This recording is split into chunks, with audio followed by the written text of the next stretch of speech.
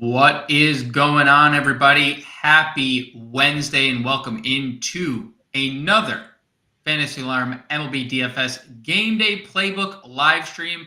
I am your host today, James Grande, joined by none other than Henry 13, Wilson 13, multiple 13s, obviously an A-Rod fan, as you can see by the blanket behind him.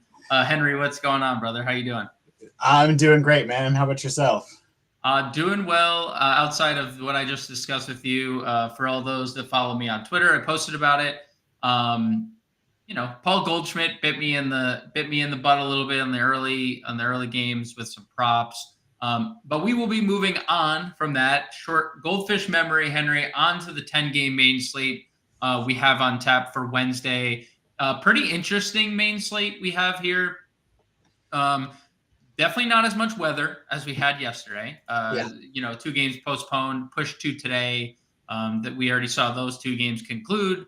Not as solid pitching, amongst like names there. I think there's obviously good spots on the board. What's your assessment, just like breaking down the slate, just broad statement here? Yeah, fully agreed with you. Glad to not have the weather deals that we had yesterday. Like yesterday was really tough for the weather, so that sucked. Looks like everything's gonna be clear today. But yeah, yesterday's slate though, I had a bunch of pitchers that were like, man, these are great. A lot of options you could turn to. Today, there's like 2 guys I really like, and then after that, like there's not a whole lot. Like there's a couple dart throws you can go after, but yeah, pitching is thin today. Which means we have some really good hitting options, though. There's a couple matchups where I think some teams are going to feast today because they have really good matchups. So it should be interesting. Yeah, and like you said, there are some good matchups, and because of that, it is bag time, as Coach Chris is saying in the chat. It is time to get a bag for you, Coach Chris. Don's in the chat. Don, what's going on? Happy Wednesday. I'm assuming that's Zach Gallen. But he wasn't great yesterday. Nope. And Seager, unfortunately, intentional walked twice last night, so they didn't really let him bat. Yeah.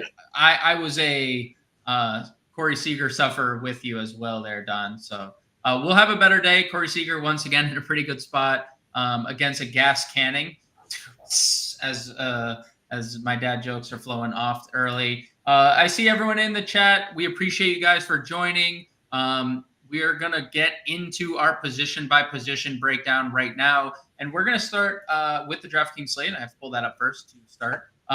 Over at the pitcher position, like we normally do, Henry.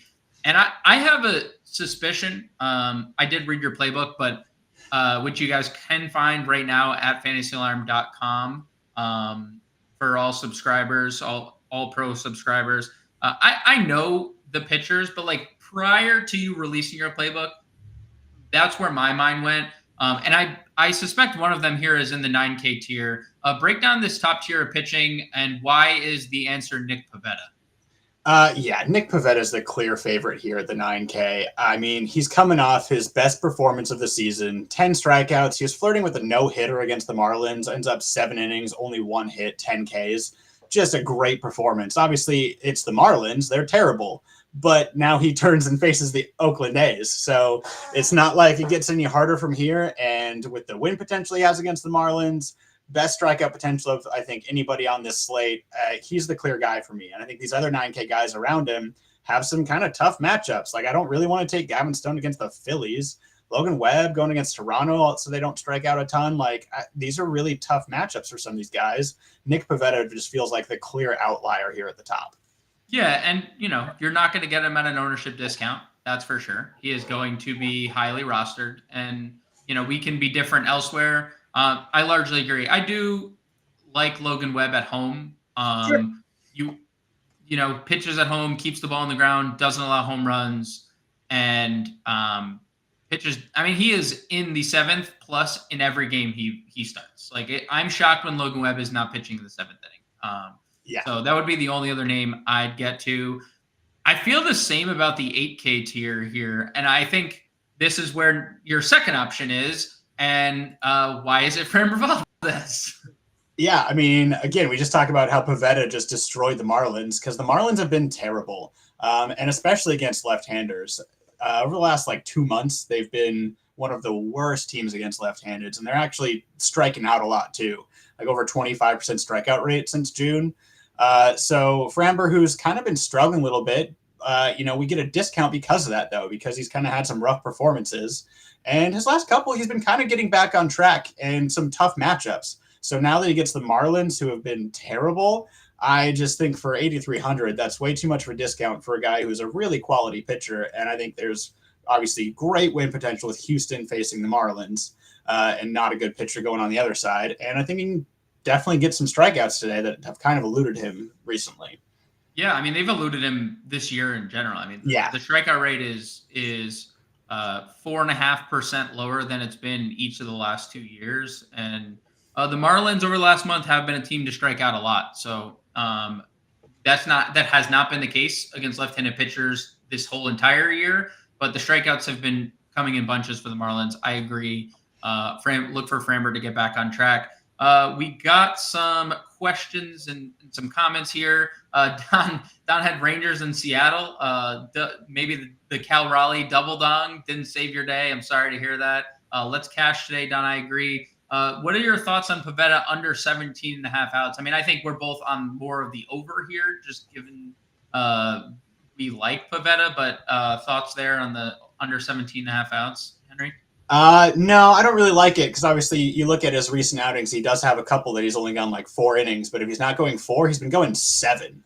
We know that he has the potential to go deep into games against an Oakland team that's kind of free swinging, probably going to strike out a lot. There's just a really good chance that he goes 6-7 innings. So I'm not going to take the under on those outs today. Agreed. Also, I don't know if you guys can tell, but that I know Henry's hat may be a light blue, but there is a B for Boston on it as well. So no unders here. Maybe on some Red Sox offense strikeouts. We'll talk about that in a little bit. How much they've been striking out against lefties. Marcus, what's going on, man? How you doing? Welcome to the Fantasy Alarm MLB DFS Game Day preview. Let's get back to pitching here, Henry. Let's head under $8,000. Okay, what do we got? What are your favorite options? Options. What do we got? Because I personally don't see a lot that I like down here. Yeah, there's not a lot that I love either. I think there's some intriguing guys here. I could see throwing a dart on even Tobias Myers has been pitching pretty well. Pittsburgh is, not a great offense. So I could maybe see that. Michael Wacha has also been pitching okay recently. And, Severino has that strikeout upside against the Nationals, but all those guys come with a whole lot of risk. And so I think if I'm taking a dart here, it's actually with Frankie Montas. You get Coors on the road is a great place to attack. Obviously Cincinnati's a tough ballpark, so it's not like a huge relief of getting them outside of Colorado, but they're still been a really bad team. They strike out a lot, and Montes has just been pitching pretty decently recently. He's not giving up the runs. Obviously the strikeout numbers haven't been huge, but going against the Rockies, I think he could maybe jump up to that 6 strikeouts potentially. And I just doubt that the Rockies can do a whole lot of damage against him today. So if I'm taking a shot at 7K, I kind of like that dart throw. Yeah, I think I agree on the Montas call. The couple of things that stand out to me for Montas is, one, he seems to be back to that high ground ball rate that he was previous to the Yankees trade. Everything went downhill for him once he arrived in New York. But when he was in Oakland, ground balls. And obviously that park, it plays to that. But you need to get ground balls in Great American, given what the ballpark is. So he's done a really good job limiting damage. 2 home runs against the Yankees. Okay, that happens. The Yankees hit a lot of home runs. On the year, Montas 10 home runs and 16 starts, a lot of ground balls. And I agree. I do think there's some strikeout upside here. And we've seen it the last couple nights with Red starters.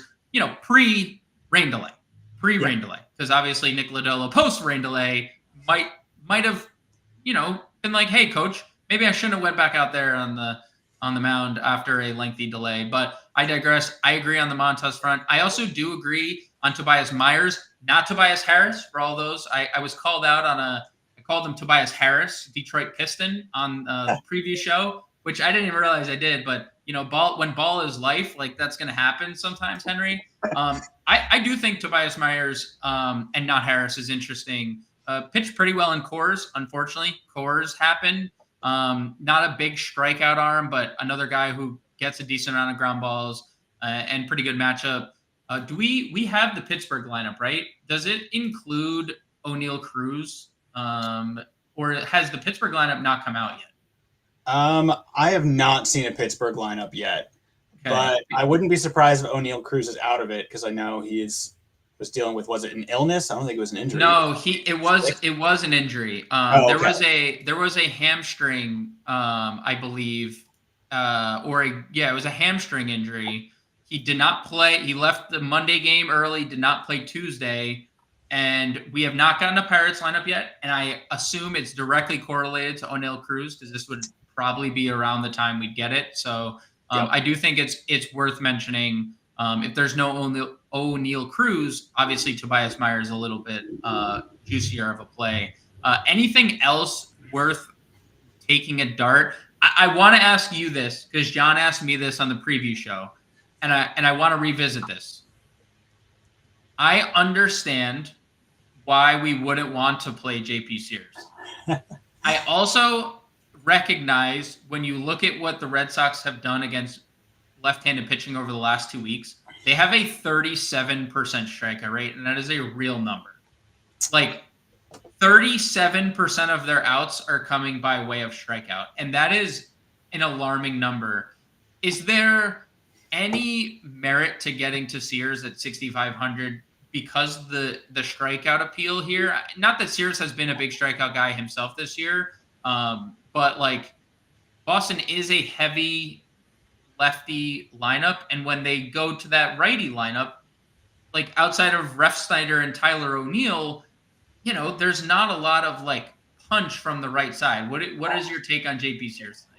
Yeah, I get the intrigue. I mean, Red Sox have been the highest strikeout team against lefties all season long. It's gotten even worse recently, but it's still not enough for me to go after Sears here because he has like 6 starts this season with 1 strikeout. He does. And they still do have a couple of those lefty killers that they have a few more righty bats are getting in there. But you have Tyler O'Neill, Connor Wong, Rob Refsnyder, who I kind of all like stacking against him because they all kill lefties. So even though, maybe he'll get some higher strikeout numbers than he normally does in Fenway, he can still give up a lot of runs that even if he does strike out like 5-6 guys, he can still score like nothing because he gives up 7 runs along with it. So no, I'm not doing it. That's also his strikeout prop tonight. And also Don agrees. Don said, I can't play Spears. And you know what? Like I can't either. Hot humid night in Boston, and the Red Sox open at a 5.6 implied run total. They're at 5.9. So anytime you start talking 5.9, that's Coors. I mean, that's like numbers you start seeing in Coors Field. So I just wanted to ask you the question that John asked me because I like thinking it through, it does make sense to an extent. Because if the Red Sox don't hit, dude, if they don't do what they did last night, right, early, and Sears gets in a rhythm, I mean, we're talking obvious strikeout appeal just with the Red Sox bats here. Appreciate everyone in the chat. Marcus, fantasy points, pitchers get 4 points on DraftKings and 6 points, I believe, on FanDuel. Don, I have a question today. Since Revis had a big day, do we fade him today? If you can, I don't know who that is. I would like to just, if you can retype it, we can revisit it, but we'll revisit that question. Just let us know in the chat, Don, who Revis is. Darrell Revis ain't walking through that door today for the New York Jets. He is. I'm fading him. If he is, I'm not playing him. That's right. Yeah. That's right. But let's move on to catcher. I know Howard and John like to punt catcher. I'm indifferent about it. I like playing just the best play overall. To you, per dollar, any catcher, who's your top catcher of the day? Yeah, I have two that really stand out to me today. One of them is right there at Francisco Alvarez batting 6 against Patrick Corbin. You know we love stacking against Patrick Corbin. So getting that big bat there and Francisco Alvarez. He is actually a bit of a better hitter against righties normally, but I'm still I'm happy to stack some Mets against Patrick Corbin and really anyone against Patrick Corbin. So I like him there. And I also like the aforementioned Connor Wong, who's been just an absolutely lefty killer this season. So obviously I'm not stacking a bunch of these lefties Red Sox bats because we've talked about how terrible they can be, but those lefty killers that they do have, I like. And so Connor Wong at 3,900 is a pretty nice play there. Rafael Devers is who we're looking for, Don. We'll talk about him at third, and we'll talk about whether we like him or don't. Thank you, everybody, for tuning in. If you haven't already, please hit the like button. Please subscribe to the Fantasy Alarm channel. We go live every day, Monday through Friday at 5 p.m. Eastern with these MLB DFS breakdowns. We also do a preview show the night before that you can watch the night before, or you can watch with your morning coffee or whenever you want. And also right now, head over to fantasyalarm.com. You can just click this, scan this QR code, or go to fantasyalarm.com and get your brand new Fantasy Alarm NFL draft guide equipped with sleepers, busts, rookies, rankings from Howard Bender, from Jim Bowden, from Andrew Cooper, all of Coop's dynamic rankings in the tight end position. Everything you could possibly want in an NFL draft guide for under $29. Right now, scan the QR code, head over to fantasyalarm.com/guide and get your copy today. Fantasy football right around the corner. Shout out to Darrell Rivas since we already talked about him today. Let's head over. Actually, any other catchers that would pique your interest? Because I got one name that I'll toss out to you. Tyler Stevenson, $3,600. I like the Reds quite a bit tonight against Kyle Freeland. The Reds are another team like the Mets, like the Red Sox, 5.6 implied runs, hit lefties well, and obviously Kyle Freeland has been pretty bad. Any thoughts on Stevenson or any other catcher on the board here? Yeah, totally with you on Stevenson. I like him as well. Like the Reds against Kyle Freeland because, Kyle Freeland has been bad. And, you get out of Coors and now we're pitching in the best home run park in baseball. So, I'm definitely on those Reds bats against Kyle Freeland today and absolutely like Tyler Stevenson as part of that. That's probably why Brenton Doyle feels right at home, right? He just goes from Colorado to Colorado Junior and then double dong last night. Let's go over to first base where we have the Dodgers. Obviously atop the list. I don't think they're my top spends tonight, considering Christopher Sanchez has allowed 2 home runs this year. And obviously that could change, but 2. Who are your top first baseman plays of the day here over 5K, Henry? Agreed with you. I'm not going with those Dodgers guys just because, they're crazy expensive. And Christopher Sanchez has been pitching super good. So I'm going to go down and I'm going to take Pete Alonso, like we already talked about those Mets against Patrick Corbin. So get the power bat against, Patrick Corbin is not bad. Obviously hasn't been crushing the ball recently, but it's Patrick Corbin. And if I'm not going there, I'm going to the Reds that we just talked about. And I actually like Spencer Steer today, batting 4th. He's someone I feel like I haven't played a lot just because I always think he's priced too high. But, man, he's been crushing the ball lately. And so here in this matchup against Kyle Freeland, seems like a pretty nice play here. Yeah, those are exactly the 2 guys that I like. Spencer Steer specifically hits lefties extremely well. And Pete Alonso, to an extent, does hit lefties well, obviously, as well. Steer multi-position eligible. Really plus in the ballpark category and obviously elite spot against Freeland.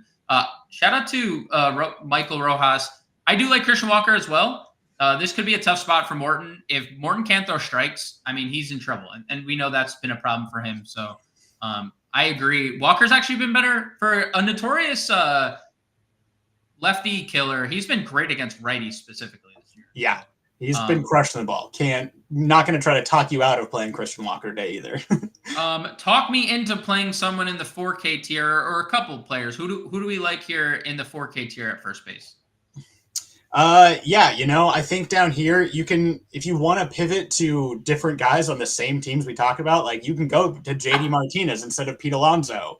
Obviously he's a good option there. You can also throw him in the outfield, but if you want him at first, that's a solid move there because, again, he can also crush lefties. And I think you can also pivot from the Reds, too. And if you don't want Spencer Steer, you could go to Candelario. Yeah, JD Martinez has not played first base this year. So, Yeah, I don't, what with these I'm, positions? It makes yeah, no sense. the But position eligibility is a little shaky, but yeah, Candelario, worst end of the split, but hard not to like the yeah, guy hitting third in the Reds lineup, right? exactly. I'm okay. He's still been hitting lefties pretty well, even though, he's better from the other side of the plate, but it doesn't really bother me. I'm still willing to play him batting third in this Reds lineup. Talk to me about value. What are we looking at first base value under $4,000? Yeah, for me, it's Nathaniel Lowe. He's been crushing the ball recently. He's got over 1,000 OPS over his last 10 games, and Griffin Canning gets crushed by lefties. So I really like Nathaniel Lowe in this spot. He's just been hitting the ball super well. I hope he's back batting third instead of, he's been kind of like getting dropped down in the lineup every once in a while, but especially when he's like right next to Corey Seager at 3,800, that just seems too good of a matchup here against Canning to not take that deal. Yeah, Canning's numbers against lefties are really bad. All the power, 1.8 home runs against lefties this year. So I would agree. I think Josh Smith being back in the lineup after missing a couple days played a big part in Lowe getting dropped because, now they're staggering him. They're going lefty, lefty, righty, righty, moving Langford up 4, Adolis 5, Lowe 6. I expect it to be probably something similar, but I do like the lefties quite a bit tonight. And I'm with you. I'm in the prayer circle with you, hoping that the Nathaniel Lowe prayer circle get moved up in the lineup. I agree. Salute to. I'll just give quick shouts. A couple names. Lamonte Wade. I'm only saying that name for John. Our boy John and Pemba is not feeling well today. I know it's going to cheer him up hearing Lamonte Wade's name. So hopefully John talk about someone who can't get lefties out. Chris Bassett cannot get lefties out. So Lamonte Wade at 3,600, even though, he hasn't done a whole lot recently, but man, I'm always kind of willing to take cheap lefty bats against Chris Bassett. Agreed. Rowdy Tellez has been great. Didn't think I'd say those words this year, but he has been super great of late. Yeah. And John Singleton, $3,200, also a guy that, never too late here, Henry, to live out your dream and hit at the major league level. 333 his last 10 games gets Brian Hoeing in the Miami bullpen. Let's shift over to second base. I see some comments. Kyber Ruiz is catcher play. I don't hate that, Marcus. Luis Severino is, what he is. John is checking in with a heart because he heard Lamonte Wade. Right on cue, John, over on the old Twitter machine. Don knows what's good. Get the likes up. Come on. Get the likes up. Get the subscriptions up over on the Fantasy Alarm YouTube channel. I already mentioned it, but we do go live every day, Monday through Friday at 5 p.m. Eastern, breaking down the MLB DFS slate over on the old DraftKings. Let's shift to second base here, Henry, as Mets bats is definitely a popular approach today on our behalf. No second baseman here for the Mets until we get a little lower, but what do we like here at the top of the second baseman? Second base definitely feels like probably the thinnest position for me today. There's not a lot of players that I super love. If I'm going to be at the top here, it's probably going to be Jose Altuve. I just think this is a good matchup. Obviously, all these guys, Marte, Albies, Altuve, you love mostly when they're facing lefties. None of them get a lefty today, but Altuve, I think, probably has the best matchup here today, and I like the Astros just in general in this game. So if I'm spending up at second base, I'm probably going to roll with Altuve. Agreed. Let's see. Moving down below $5,000. Anything pique your interest? I didn't know if Jonathan India was going to crack the lineup today. Obviously, he's been dealing with a little bit of an injury. He is DHing, leading off against Kyle Freeland. Is India the first name you get to in the 4K tier, or do you have a different opinion than I do?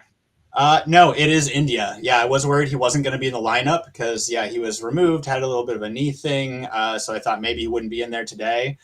Even with the injury and him DHing in his last 2 games, he was 0-for-4 in each. It doesn't really worry me. I think if they're playing him, it's because he can hit. Because at this point, like this close to the All-Star break, if he was really hurting, they'd let him sit out. He's probably okay. And so, in this matchup, batting leadoff against Kyle Freeland, at 4,300, he definitely seems like one of the better values here at second base. Yeah, hitting over 300 against lefties this year. Yep. Jonathan India is all the way back. back to his rookie roots, right? When he hit lefties extremely well. When we dip below 4K, are there punts that you are interested in? I mean, I see, Romy Gonzalez cracked the lineup for the Red Sox. He is hitting sixth. Jose Iglesias, the lefty masher, another one of John and Pemba's favorite players in the MLB. He actually has, if you could believe this, and he sent me a picture of this. He has a poster of Jose Iglesias in a Colorado Rockies jersey above his bed. His wife agreed to it too, which I can't believe that.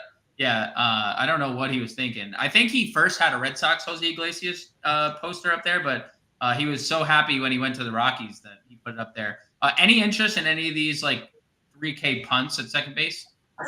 Yeah, I could see taking a dart throw with either Romy Gonzalez or Jose Iglesias, mostly because there's a good chance you're going to like be stacking a few of those Red Sox against Steers or these Mets against Patrick Corbin. So I think those are decent dart throws. But I also think if you're going to, throw the 3,300 at Romy Gonzalez, you could maybe even just save even more money and do the 2,100 for Jamie Westbrook, who's in the starting lineup today. Batting eighth, he got a little cup of tea back in June and then was sent back down. Obviously, didn't do a whole lot, only batting 222, but he's back in this lineup and gets to face Sears today. So, you really want to punt at 2,100. Facing Sears in Fenway is not a bad way to do it. I actually like that approach better than playing Romy Gonzalez because, they're like essentially the same player, but one's $1,200 cheaper, right? Yeah, exactly. So. Is Romy really like a way better hitter than what Jamie Westbrook could be that we want to pay that extra $1,200 for him? No. He's not. Let's stop talking about bad Red Sox and head over to third, where the good Red Sox resides. The best Red Sox, Rafael Devers. And this is the question that Don had. And I want to address the question before we get into whether Devers is a good player or not. The question that Don asked, and this goes for like anybody, was because he had a good day yesterday, should we fade him today? We need to separate those two things. Like, just because someone has a good or a bad day the day before doesn't mean they're going to have a good or bad day the day after. There are complete different circumstances. Rafael Devers has been amazing for 10 straight days. Rafael Devers has been good for 78 straight games. I would not play or play someone based on them being good or bad the day prior. It's a matchup-based equation. It's a math equation. There's statistics that go into it. And that's not, Don, this isn't me singling you out. That's just a broader statement to solve the puzzle here. So, no, I would play Devers if you're comfortable playing him against a lefty. Henry, are you comfortable playing Rafael Devers against a lefty today? Yeah, I am comfortable playing him, especially like if I want to really stack Red Sox and I'm throwing Tyler O'Neill and Connor Juan in there and I want to really stack the top of this. Devers against a lefty doesn't really scare me. He can crush anybody. And yeah, he's been awesome lately. Obviously, like you look back to Saturday, he went 2 for 4 with a homer. If he faded him for the next day, you miss out on 2 home runs and 3 hits. Right. And then next day, 2 for 4 with a double again. Yeah, he's just crushing the ball right now. So absolutely against JP Sears, he's not a lefty I'm scared of. So I'm willing to take the lefty-lefty matchup even at this price. Yeah, first and foremost, Don, that's what we're trying to do. We're trying to help you learn the game of DFS. So any questions, DFS and roster construction related, please don't be afraid to ask. Let's shift our focus to the rest of the third base position. I would one-off Austin Riley tonight. Ciccone has struggled mightily against righties. Seemingly every Diamondbacks pitcher is reverse splits and stinks against righties. And this is no different. And Austin Riley's been kind of on a power surge outside of last night. But he's been hitting a bunch of home runs lately. I would one off some Riley. I'm pretty sure, though, every road, whether you take a fork, whether you're taking there's a U-turn, whatever road you're taking, it all comes back to one man. And that is Mark Vientos at third base tonight. What are your thoughts on Vientos going into the slate at 4,400?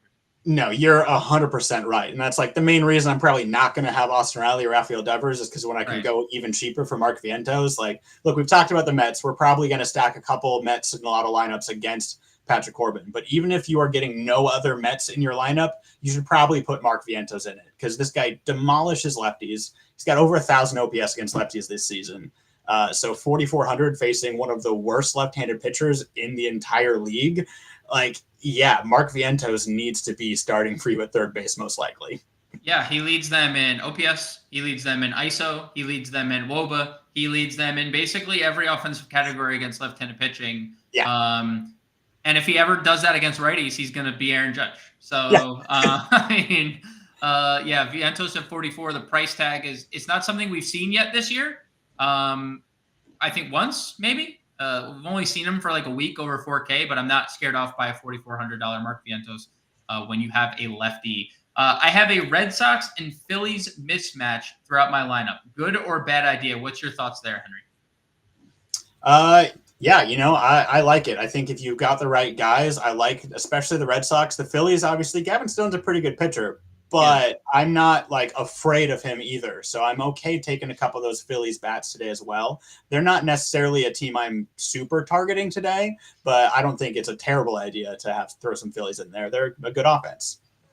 Guys, I don't know if you see this comment. John and Pemba, I'm doing the God's work right now. If you guys want to join the family right now, join Fantasy Alarm, come over to www.fantasyalarm.com/win with promo code Let's Go. Like, you ever seen Tom Brady? Let's go! Like that. And you get 50% off your first month. And that's a pretty elite deal. And we've already went through the fantasy football draft guide stuff, but it's under $30 if you head over to fantasyalarm.com/guide right now. You can get that as well. And I'll flash the QR code for there again before we hop out of here. Under Vientos, first off, let me ask, is there a point to going to anyone under Vientos? I like Josh Smith, but can I is there a point? I mean, I guess there's a point. Griffin Kenning's bad against lefties.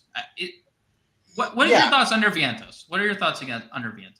I agree with you on Josh Smith, especially if I really want to lean into that against Canning, and I'm starting Corey Seager at short, and I'm starting Josh Smith at third, I'm starting Nathaniel Lowe at first. I'm really getting those lefties. Sure. Outside of that, I don't see why you're going for any of these other guys when you can get Vientos for 4,400. You're just not saving enough, and there's not enough upside. I don't love a lot of these guys at third that I'm paying the 4,400 for Mark Vientos. Yeah, I'm just looking through players in the pool. I think Noelvi Marte would just simply be clicked on only because the matchup plus the park. But he's obviously nothing so far. He's obviously been bad. He has obviously been very bad. But 3,400, the price continues to go down there, and you can play Iglesias over here at third. I think that's a little bit of missed opportunity cost if you play him at third instead of second. But let's shift our focus to the shortstop position. So on the pre-show, I'm good getting to any of these names, really. Witt, De La Cruz, Abrams is obviously elite. Turner coming off the Grand Slam yesterday. But they're all 6K. And then there's two guys in the 5K tier in Francisco Lindor and Corey Seager that I just would rather allocate my funds to. What's your opinion on this 5K and up tier in general at shortstop? Yeah, I 1,000% agree with you. Bobby Witt Jr., Ellie De La Cruz, CJ Abrams, Trey Turner, they're all great, but why am I paying over 6,000 when you have Lindor who crushes lefties batting leadoff against Corbin, and Corey Seager who crushes righties facing Canning who can't get lefties out? Both these guys for 5,000, 5,300, that's just way too cheap. I would be taking Lindor and Seager if they were the same price as all of those other guys today. Agreed. So the fact that you get them for this huge of a discount, you're paying over 5K, it has to be one of those two guys. I think that's the perfect way to put it. If they were the same price, I would still play them. And you're getting them for both nearly $1,000 cheaper. So any of those other names are fine. But I think Henry and I both are in full agreement. Lindor and Seager are the top dogs at short. Below them, feels like another position that's kind of opportunity cost, a position that I want to spend up on. What else do you got here at short that piques your interest at all?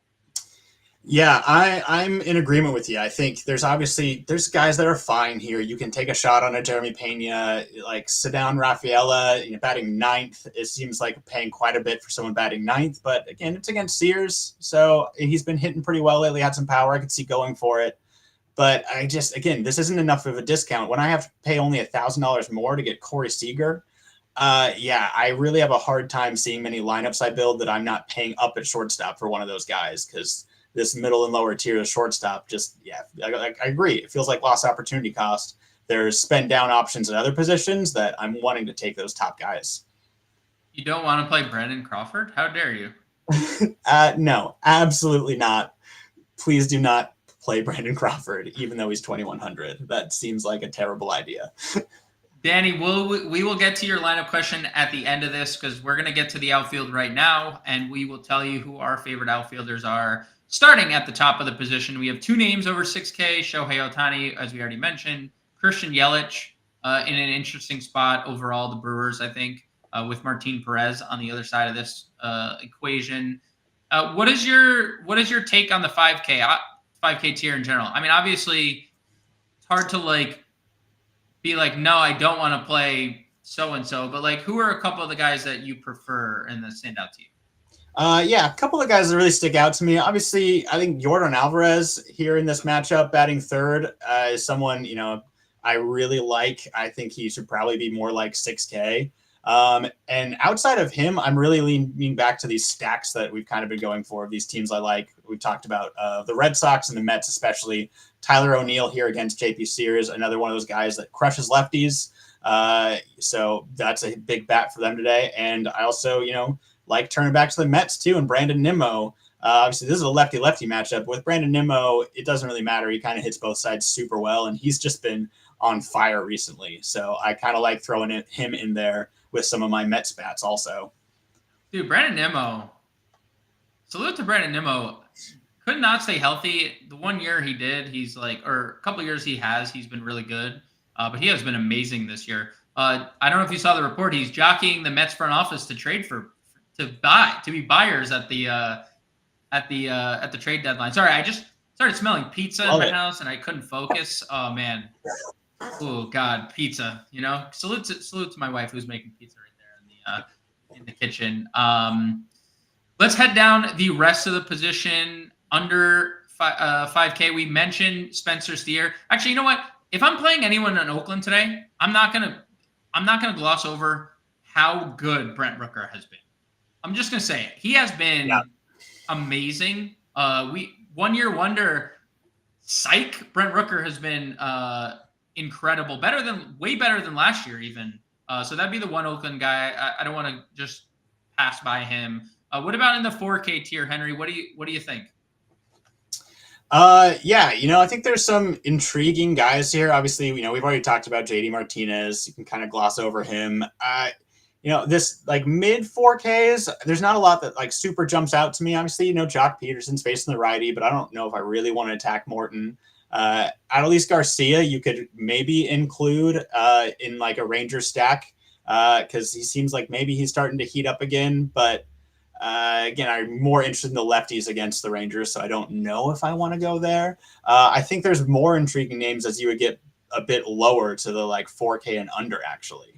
All right, what do we got? Let's Harrison Bader, Wyatt Langford, Brendan Donovan leading off. What do we got under 4K? Oh, never mind. Ref Snyder's here. You want to play Ref Snyder? Okay, I get it.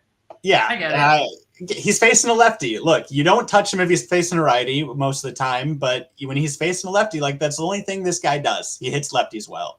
So 3,800 batting second in this lineup. Yeah, he's a great play.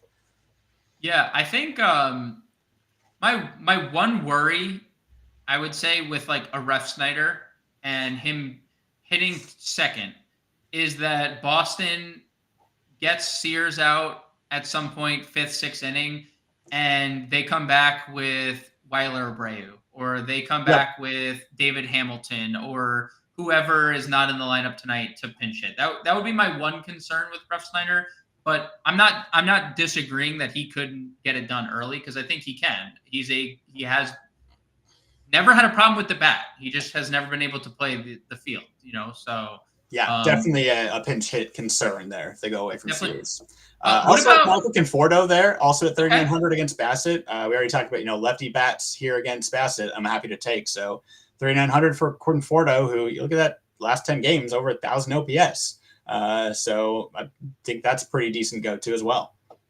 What about Jackson Chorio? I don't know if we've gotten the Brewers lineup. Let's check. Just got it 3 minutes ago. Chorio Okay. leading off. And that's kind of what I expected last night on the show. They've been leading him off against left-handed pitching lately. What do you make of Chorio 3,800? He's been good. We're starting to see some speed. We're starting to see a little bit of power as well. What's your take against Martin Perez, $3,800 for the Brewers leadoff hitter? As we talked about, Michael Rojas again chiming in, Milwaukee stack with Yelich and Adames. I think Yelich Chorio might be the better approach. But what's your take on Chorio here out of the leadoff hole? Yeah, fully in agreement. I think you could even go Chorio, Adames, and Yelich if you wanted to get all three in there. I think obviously not afraid of Martin Perez, and yeah, love that he's batting leadoff. I think he's been really showing stuff at the plate. So 3,800 on the top of a pretty good lineup in this good matchup. Yeah, I like it. Give a little refresh there to see if we can. They still disrespect him. Still don't even have still don't have his lineup submitted. How dare they? Let's move down. Any punts? Like, what do we got for punt outfielders? Like, anything specific that you want to talk about, Henry? Yeah, I have two punts today. One of them is Palacios, if he's back in the lineup. We have not gotten Pittsburgh.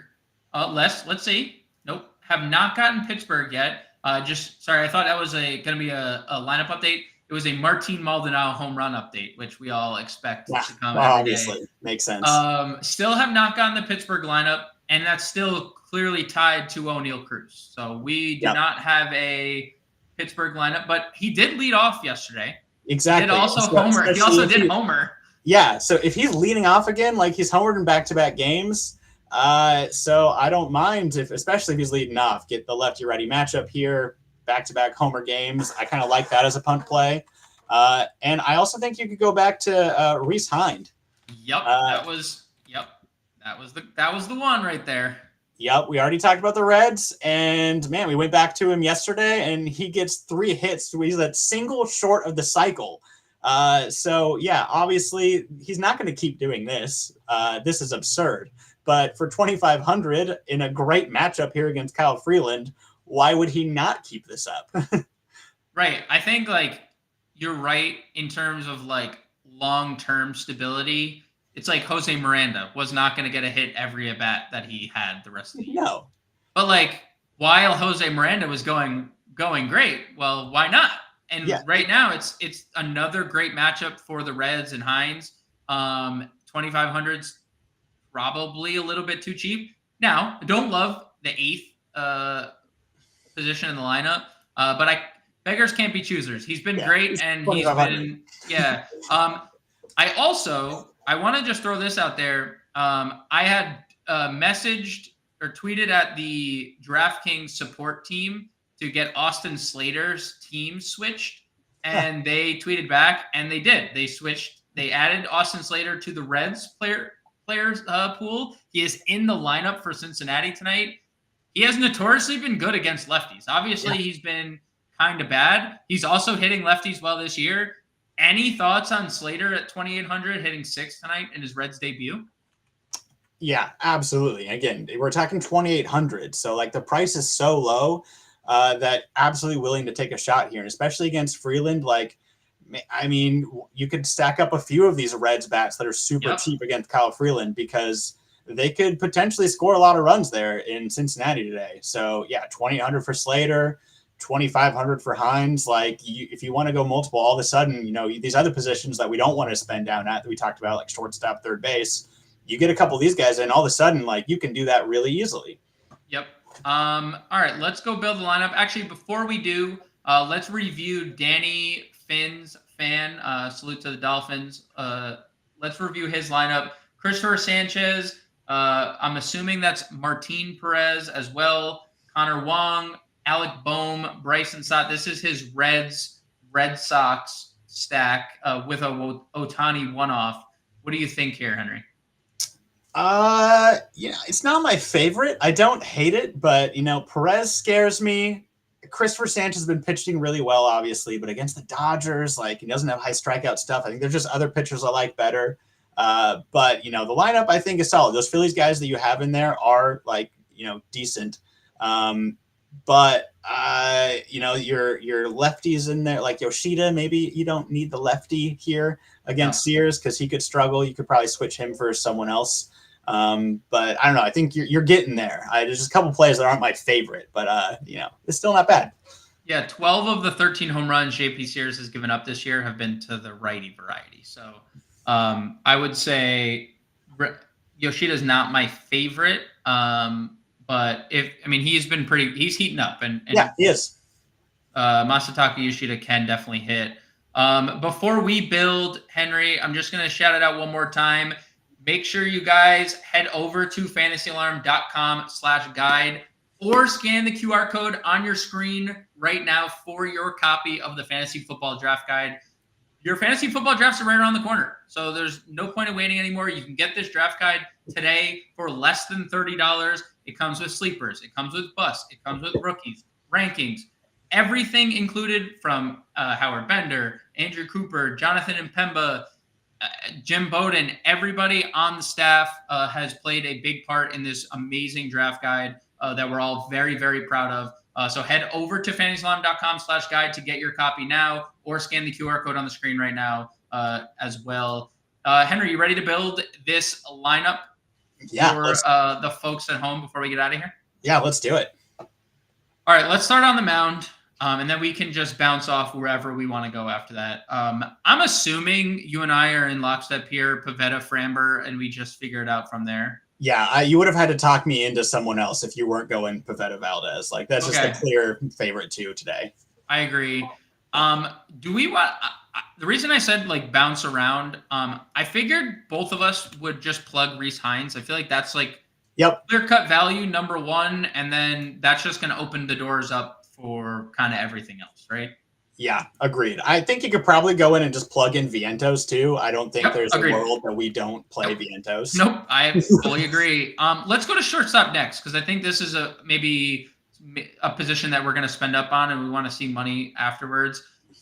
Lindor, Seager was probably the two names. Do you have a preference between the two? Seager's as good as he's been all year long. Lindor is elite against lefties and has really been elite kind of all year again, under the radar. What's your take here on Lindor versus Seager? Because I assume that's where we're going. Yeah, this is one of the hardest choices for me. I think there's only two choices, but I wish I could put them both in my lineup because I love them both. If I FanDuel. Yeah, I would do it because no, they're both great. If I have to pick one, I'm probably going to go to Lindor just because, I don't know, I'm a little worried that with Seager, they just intentionally walk him a couple times again. I feel it's less likely with Lindor, but really, you can't go wrong with either of those. All right, let's shift back to catcher. We seemingly liked this Connor Wong, Stevenson, and who was your third? There was another guy you liked. I also like Francisco Alvarez, but I'm okay with the savings and going to either Wong or Stevenson. I really like both the Red Sox and Red stacks today. So let's get Wong, and this is your world, and we're living in it. Because today over on fantasyalarm.com, you can check out Henry Wilson's playbook that is live on site right now. So head over to fantasyalarm.com and check out Henry's playbook today. At first, what are we thinking? Oof. Well, so we're at 4,000 remaining. I feel like maybe we need to get a little cheaper option. I think second's going to provide our value because we have Red Sox. We have Jose Iglesias. True. We have Jose Iglesias as well. So I think we can do what we want here at first. So maybe since we went Red Sox with the last pick instead of going Reds, we go Reds here and take Spencer Steer against Freeland. I think you're steering us in the right direction here. Good one. Scott, so it's just what I do. Sorry to the 1,600 people. you're not here for dad humor, I'm sorry. It's just what I do. What do we got? Now that I'm going to just cover my face for the rest of the show. What do we got at second? Here, Henry? What do we got? Yeah, since we paid up at first, we could do the whole big punt here since we already, took one Red Sox there and just take Jamie Westbrook, batting eighth. I like it. I like it. It gives us money to go into the outfield. What do we want to do here? I think Slater could be an option as a punt if we wanted to get a spend up outfielder. We can obviously go to Rob Refsnyder to complete a little 3-man Boston. It's not connecting, but regardless, what is your approach here in the outfield? Yeah, I think that going kind of one cheaper and want to get one of the higher guys could be a good move. Trying to think what would fit best with our stacks here, because we could try to even get like the Nimmo to get the 1-2 Mets potentially, or if we wanted Tyler O'Neill, and trying to think who we could then. That would give us Refsnyder. Yeah, you can go Refsnyder Nimmo. If we wanted the Nimmo, we could go Nimmo Refsnyder. If we wanted Tyler O'Neill, which I actually that would probably be my preference. Yeah, I'd probably prefer that too, actually, because then you can still afford some decent guys down here. We just missed Chorio. I forgot he was also 38 with Refsnyder. See, once you come down here, I'd almost rather save the money and go all the way down to that Slater play and spend some money elsewhere, type of thing potentially. Yeah, let's do that. What would be the clear spend to you? Would it be going from O'Neill to Jordan? Yeah, probably. Is that an upgrade to you? I think that's an upgrade. As much as I like Tyler O'Neill, Jordan Alvarez is next level hitter. So I do think that is a pretty decent upgrade. I think that's some punch. That's some punch. And Kamani too. Yeah. I don't hate what Kamani just said. If we're going, specifically with a Mets top of the lineup stack, because you could obviously put JD Martinez there if you're going Mets specific. Sure. I think we could go to Pete Alonso. Actually, you could still afford Pete in this, or go to Pete Alonso, right? So I think there's multiple directions you could go. I think for me personally, and I think you would throw the Red Sox in this equation. I think the Mets and the Reds are my top 2 stacks of the day, and then I think you'd probably add the Red Sox. Mm-hmm. Okay, so we'll go with this one, and you can obviously, there's $500. You can obviously play around with it. If you don't like Spencer Steer, you can go to one of the Mets first basemen. But Nick Pivetta, Framber Valdez, Connor Wong, Spencer Steer, Jamie Westbrook, Mark Vientos, Francisco Lindor, Reese Hines, Jordan Alvarez, Austin Slater. $500 left over remaining for your lineup. Big shout out to Henry. Big shout out to FA Nation. Big shout out to every one of you for supporting us each and every day. We will be back tomorrow, I believe, at 5 p.m. Eastern Standard Time. If not, because it is a smaller slate, we will have the preview show regardless of that, whether we are going live or not. But again, big shout out to Henry. You can go follow him on the old X machine at Henry13Wilson13. You can follow me at _real_Grande. Henry, thank you, man. I appreciate the time.